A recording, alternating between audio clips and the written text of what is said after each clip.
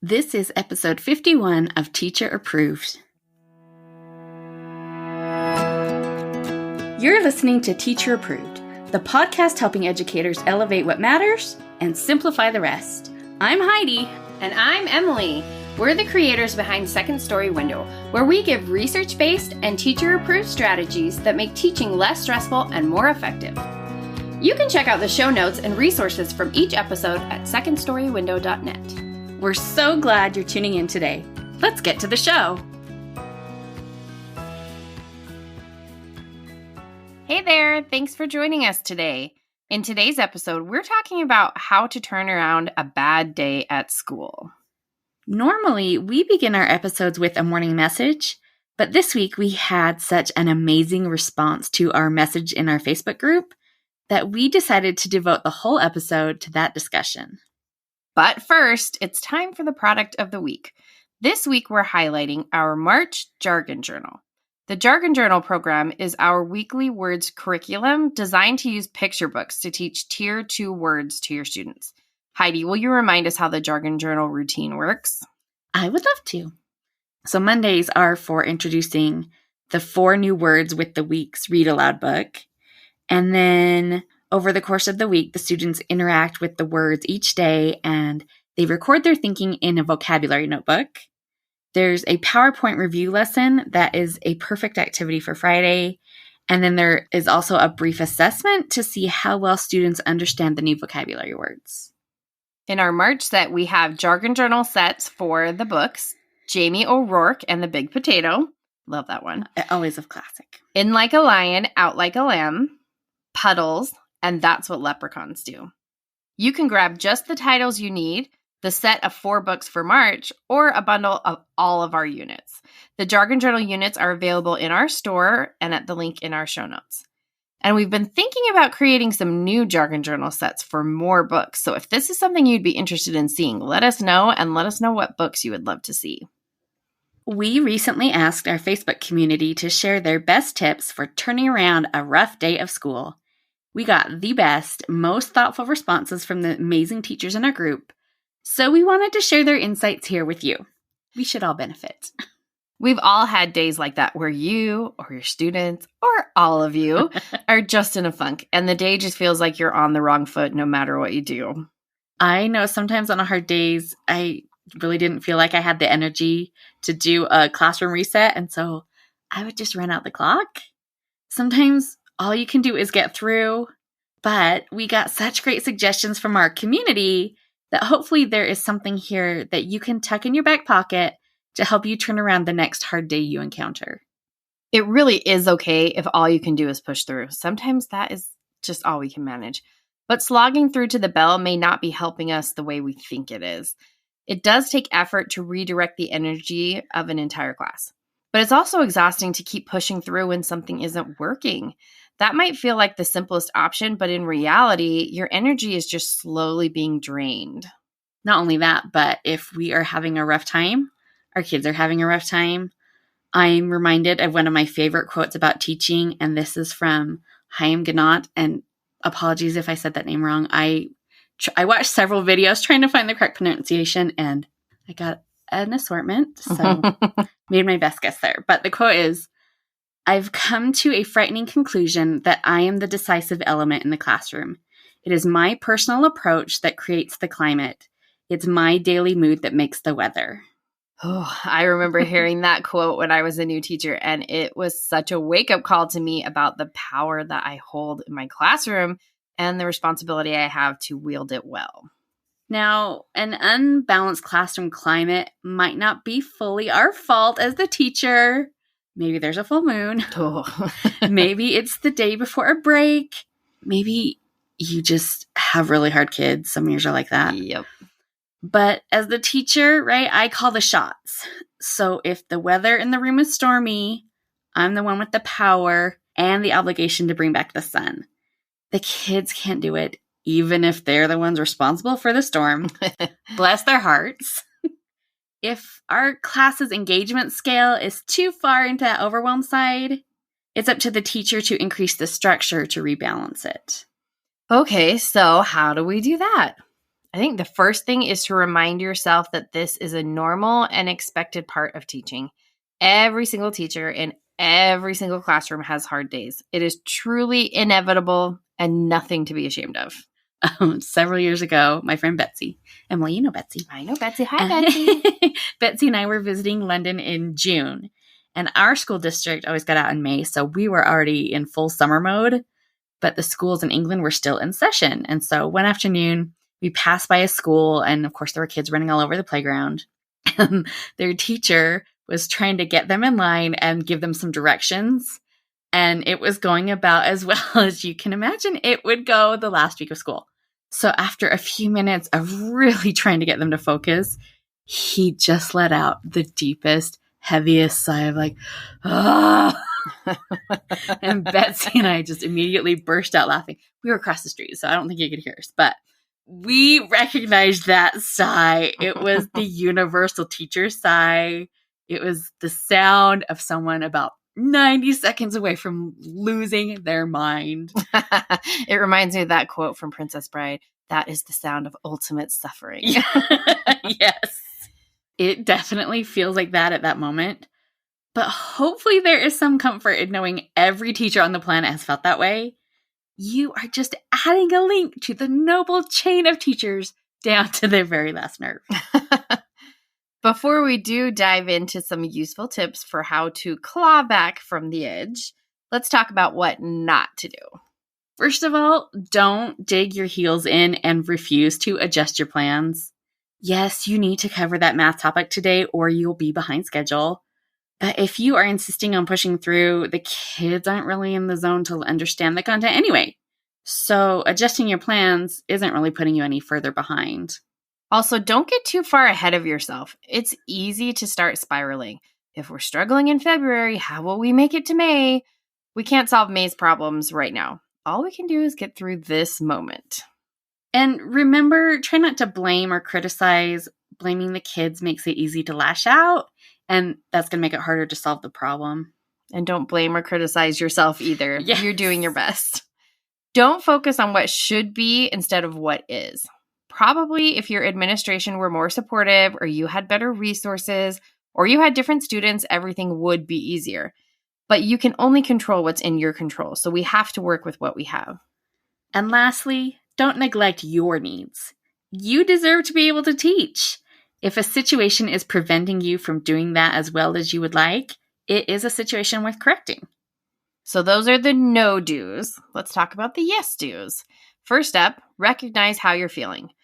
I'm not very in touch with my emotions, so I'm usually 10 steps into losing my mind before it registers. Oh, same. But whenever those feelings come up, just acknowledge them. Yes, and then breathe and pause.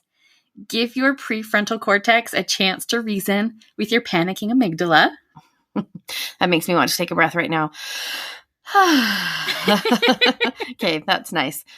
Next, it's time for a plan. What's a reasonable way to add structure to this situation?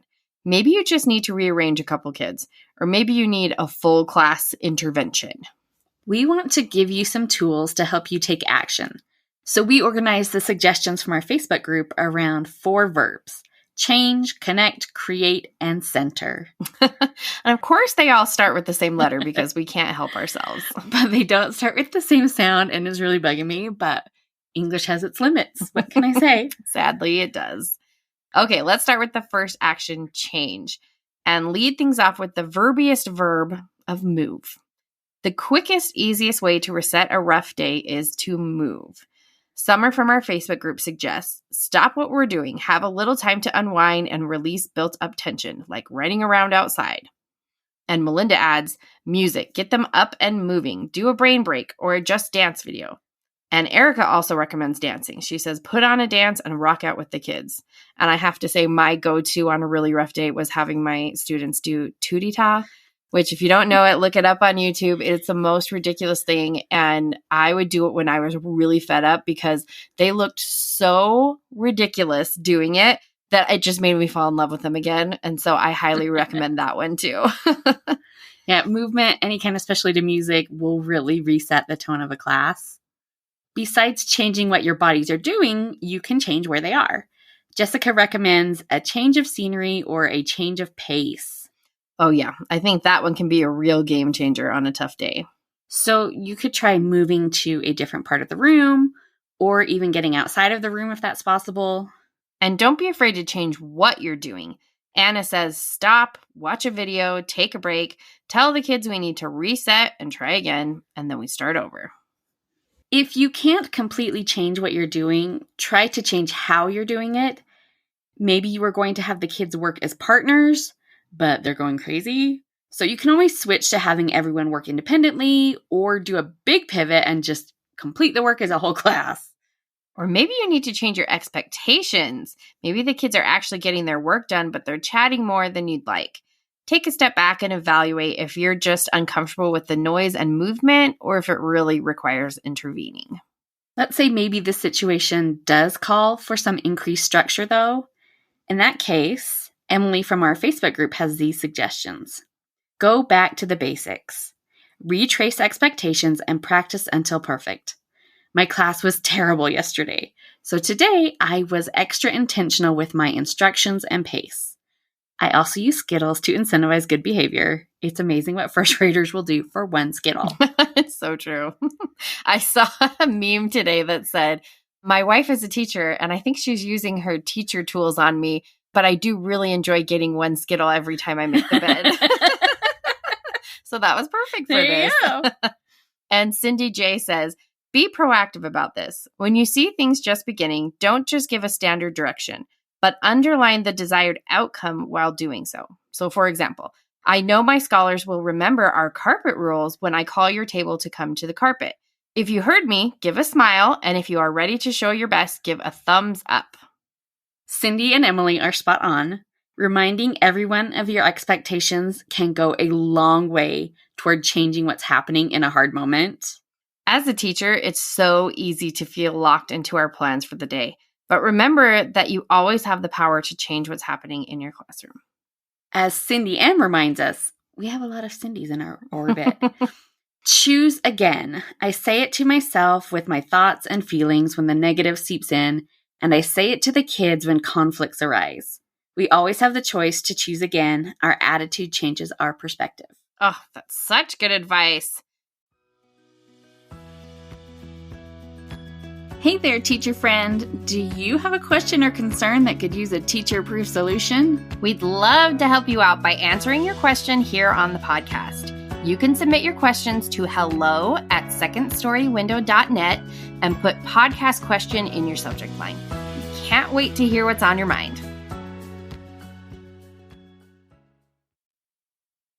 And that brings us to our second C, connect. Sometimes our classrooms tip into overwhelm because our kids don't feel connected.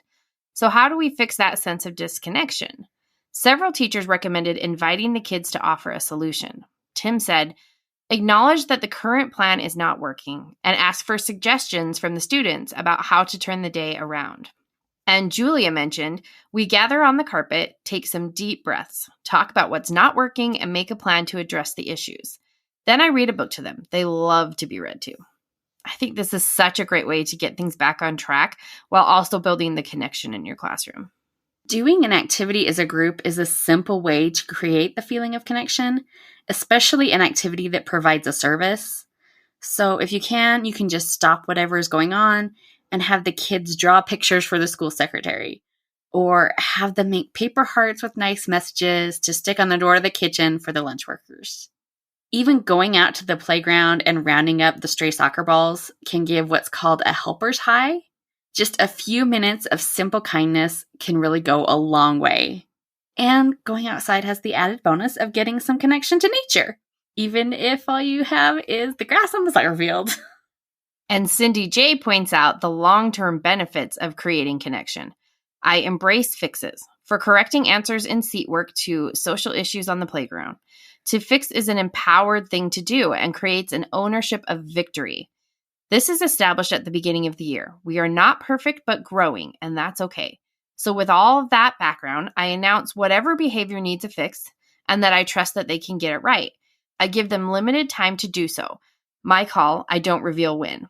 And reward the recess bank with extra minutes if the fix is successful. When the account equals a full recess, we take a bonus one. I have many class incentives for many purposes, so being bad, then good is not the only way to get recognized. It is all about community and instilling responsibility. It takes time, but it works. Besides change and connection, our next tip to reset a rough day is to create. Bridget mentioned using art, which is a fantastic suggestion. That can be as simple as giving 10 minutes of free drawing time. You could do a directed drawing video together, or pull out an art supply you don't often use, like markers. We also want to create some fun. Laughter is always the best medicine. Angela recommends taking a break with the kids and acknowledging that the day has sucked so far. What can we do to turn it around? Then we read something funny, do a brain break, and return to our day. Works great for me. And Jeff says, Laffy Taffy jokes or something similar. You can't go wrong with the classics.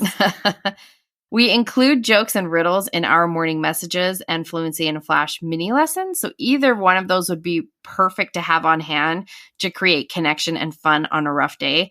And I'll include links to both of those in the show notes. Some other ways to create fun are to play a game together. If you have a favorite morning meeting game or inside recess game, bust it out in a crazy afternoon and use it as a way to get everyone back on track. And if you want to create some fun, the kids would always love an extra recess, even if it's just a mini recess. But if that's not possible, just reading a favorite book together creates a sense of fun. Shannon has a favorite go-to. She says, when it gets bad, I love to shake our sillies out, bring the kiddos to the carpet, and read a fabulous book just because. I love the book with no pictures because the kids love it. If you are not familiar, the book with no pictures is kid humor to like a level 11. It would be worth investing in the book just to save for those moments when you are pulling out your hair. Yeah, my kids adore the book with no pictures, and they always end up just laughing their heads off. And if you are feeling like you're about to pull your hair out, take a moment for our last C and get centered. Kristen said it best, smile and breathe. You can even add in some centering movement. Cindy B is all for a little bit of yoga with the class. We used to do yoga with our preschoolers, and I have such fond memories of that. My first breath is long and deep. Yoga is such a great way to get centered and calm. We have some yoga-style brain breaks in our shop too, so I will link to those as well. Or if yoga isn't your thing, Sharon suggests, stop what we're doing and do a superhero pose, hands on hips, heads held high, take a couple deep breaths, and repeat some encouraging words. We hold the pose for a few minutes and think happy thoughts. I also think you can do that power pose like with your arms big above your head. That's another good one. Yeah. Any kind of stretching really helps shift the energy to a more productive place. And I am a big fan of using guided meditation in the classroom. You can have the kids put their heads down at their desks or even spread out on the floor. I suggest they close their eyes, but then I don't enforce it because some kids really don't feel safe with their eyes closed in a room full of people. But then once everyone is settled, I read a meditation from the Relax Kids book series by Marnetta Villegas. I have The Wishing Star and Aladdin's Magic Carpet, and they are both good. They have short messages with a good takeaway. But of the two books, if you're only getting one, I think I like The Wishing Star the best. Oh, I love that idea. And remember that one of the quickest ways to feel centered is to practice gratitude. That might mean having the kids express gratitude to each other or someone else in the school, or maybe it's something just for the teacher. Doug says, I remember my sole purpose for what I do. It's all about the kids. I go to thank you notes from kids and parents for what I've done for them, and that's why I teach. Once you get to the end of that rough day, remember to take care of you. Lauren suggests go home, leave work at work, and try again tomorrow. And Erica reminds us to find something to fill us back up. She says, if the day is over, do what you love. Yes, I love that. It's so important to have things we do just because we enjoy them. And if all else fails, Krista points out that there's always chocolate. So to recap, remember the 4 C's when confronted with a bad day. Change, connect, create, and center. And should we make it 5 C's and add chocolate? Oh, I vote yes. Chocolate makes everything better. We hope this conversation has given you some ideas for how to turn things around the next time you find yourself in a difficult day of school. If you haven't already, make a plan for how you'll reset a rough day, pick an idea, and write it down so that you are ready the next time your day turns south.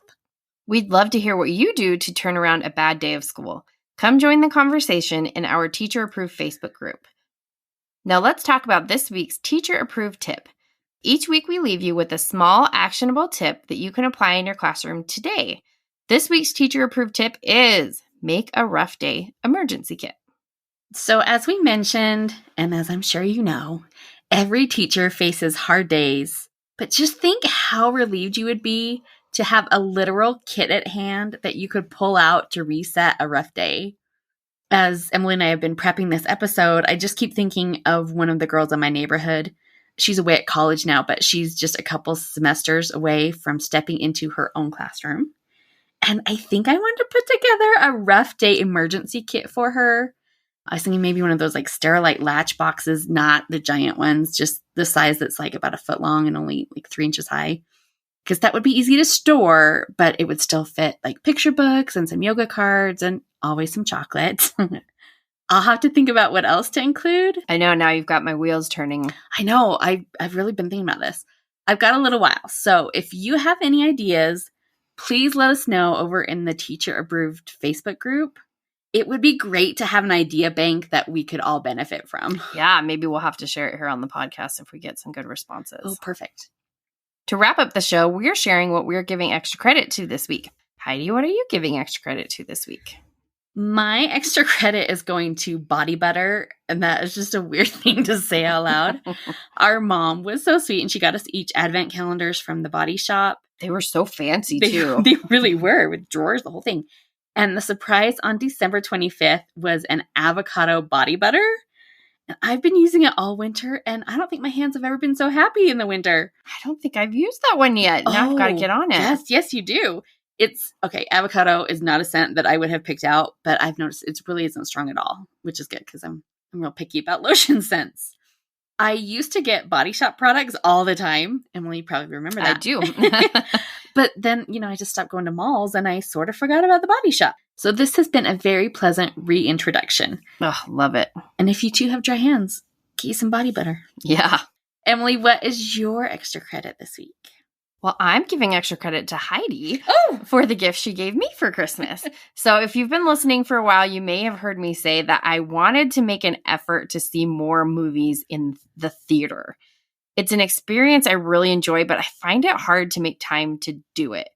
For Christmas, Heidi gave me a movie pass to our local theater. So every month I get 2 tickets to go see any movie I want. And the tickets expire, so it's really going to help me make sure I actually go do something fun instead of working all the time, which when I have the time to see a movie, I'm much more likely to be like, oh, well, but I have this thing I need to do. But this expiration date on these tickets will, I think, help me a lot. I've already been to 2 movies in the theater since Christmas, which is a lot for me lately. So it's been a really great way to help me have more fun in my life. And I have tickets that are going to expire soon, Heidi, so we better get to the movies. I know, I've been thinking about what we want to go see. It's kind of a quiet time at the theater. But I'm glad you're enjoying this gift. And it also doesn't benefit me in any way. If you're lucky enough to receive the invite. That's true. It's not a given. That's it for today's episode. Try out one of these suggestions the next time you need to turn around a difficult day of school. And don't forget our teacher-approved tip to create your own Reset a Rough Day kit. Did you know that recommendations from friends are the way that most people find new podcasts? If you enjoyed this episode, we would love if you shared it with a teacher friend who might enjoy it as well. And be sure to check out our show notes for links to anything we mentioned in this episode.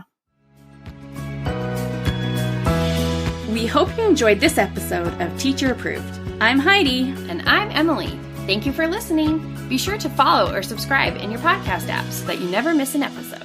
You can connect with us and other teachers in the Teacher Approved Facebook group. We'll see you here next week. Bye for now. Bye.